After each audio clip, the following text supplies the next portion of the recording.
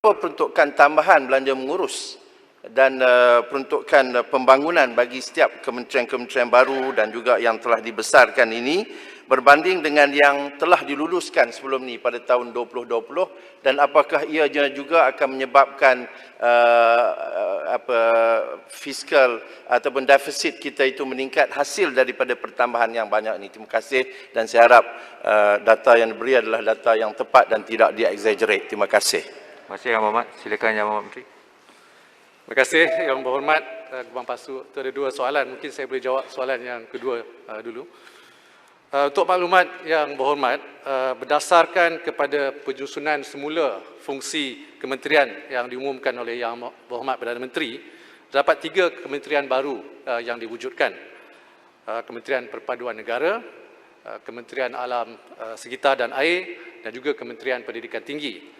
3 kementerian pula di struktur semula, Kementerian Tenaga dan Sumber Asli, Kementerian Sains, Teknologi dan Inovasi, dan juga Kementerian Pendidikan Malaysia. Manakala satu kementerian telah dimansuhkan, iaitu Kementerian Hal Ehwal Ekonomi ataupun MEA. Walaupun terdapat kementerian baru yang diwujudkan seperti yang dimaklumkan tadi, serta bilangan menteri dan timbalan menteri bertambah, namun tiada peruntukan tambahan yang terlibat, memandangkan keperluan perbelanjaan bagi kementerian baru telah diagihkan ataupun diuntukkan semula. Ya.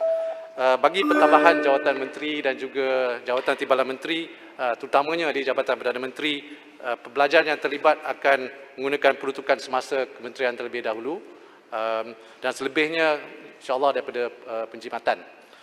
Untuk makluman Yang Berhormat, urusan untuk menyusun semula peruntukan kementerian terlibat akan dibawa untuk kelulusan Parlimen melalui rang Undang-Undang Perbekalan 2020 dan juga usul anggaran perbelanjaan pembangunan 2020 yang saya akan bentangkan di sesi Parlimen yang sedang bersidang pada bulan Julai dan Ogos ini. Oleh yang demikian, tiada peruntukan tambahan sebenarnya yang terlibat setakat ini yang melibatkan penyusunan semula kementerian. Untuk soalan yang pertama tadi mengenai hasil, ya, seperti yang saya sebut tadi, susulan penularan wabak COVID-19 ini, belanjawan 2020 yang sebelum ini diunjurkan hasilnya lebih kurang 244.5 bilion ringgit pada 2020. Daripada jumlah tersebut, hasil minyak ialah lebih kurang 20% daripada hasil keseluruhan hasil kerajaan persekutuan. Ini kita dengan izin assumptionnya ialah $62 setung, ya. Dan sekarang sebagaimana Yang Berhormat Gebang Pasu pun tahu, harga minyak mentah dunia telah jatuh. Harga on average ataupun secara purata, harga minyak daripada bulan Januari hingga Jun ialah lebih kurang $41 setung. Dan bagi setiap penurunan harga minyak sebanyak $1 setung, ia akan mempunyai impak kepada hasil kerajaan persekutuan sebanyak 300 juta ringgit.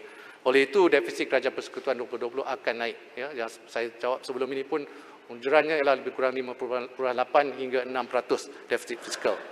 Jadi, kerajaan akan terus meneroka dan mengkaji semua pilihan, semua opsi yang ada untuk meningkatkan hasil dan pendapatan negara, termasuk melalui mempelbagaikan sumber hasil kerajaan.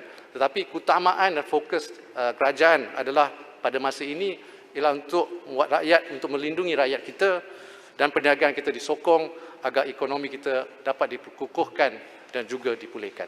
Terima kasih Yang Berhormat Gebang Pasu.